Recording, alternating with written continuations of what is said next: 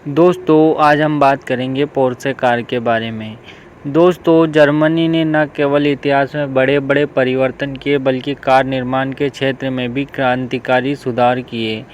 Porsche car भी यहीं बनाई गई है। पोर्शे एक ऐसी कार है जिसे उस व्यक्ति के नाम से विकसित किया गया।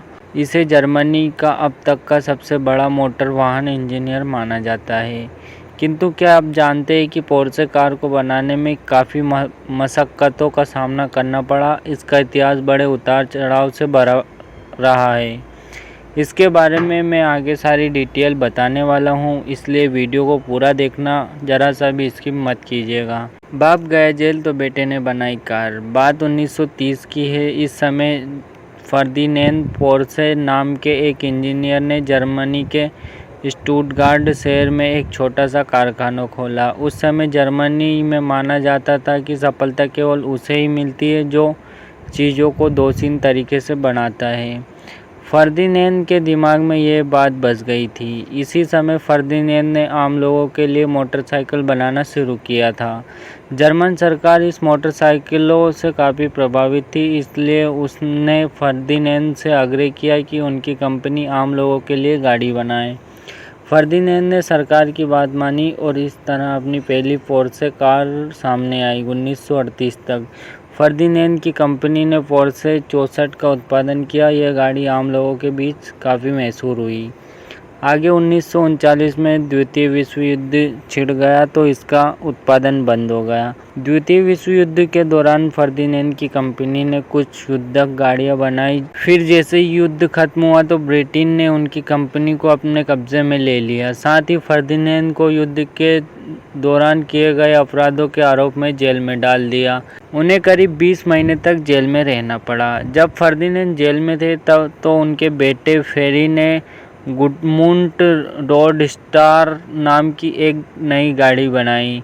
यह पोर्शे 64 से बिल्कुल अलग थी। यह एक स्पोर्ट्स कार थी। इसमें केवल 2 सीटें थी और इसमें इंजन पीछे था। इसे एरविन कोमेंडा नाम के डिज़ाइनर ने डिज़ाइन किया था। इस गाड़ी की डिमांड काफ़ी बढ़ी। इससे प्रोत्साहित होने के बाद फेरी ने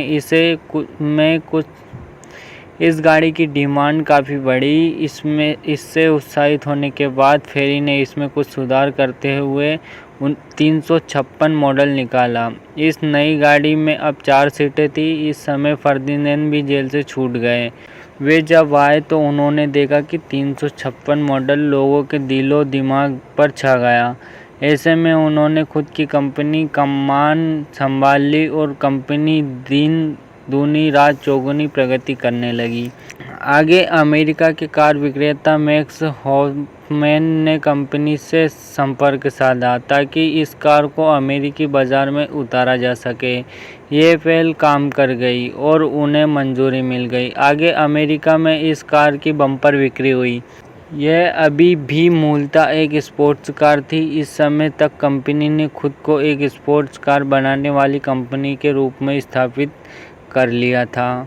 70 के दशक में इस कहानी के लिए तगड़ा मुनाफा लेकर आया। 70 के दशक के आखिरी में फर्दिनेंद की मृत्यु हो चुकी थी और उनका बेटा फेरी भी बूढ़ा हो चुका था। ऐसे समय में फेरी का बेटा अलेक्जेंडर कंपनी की बागडोर संभालता था।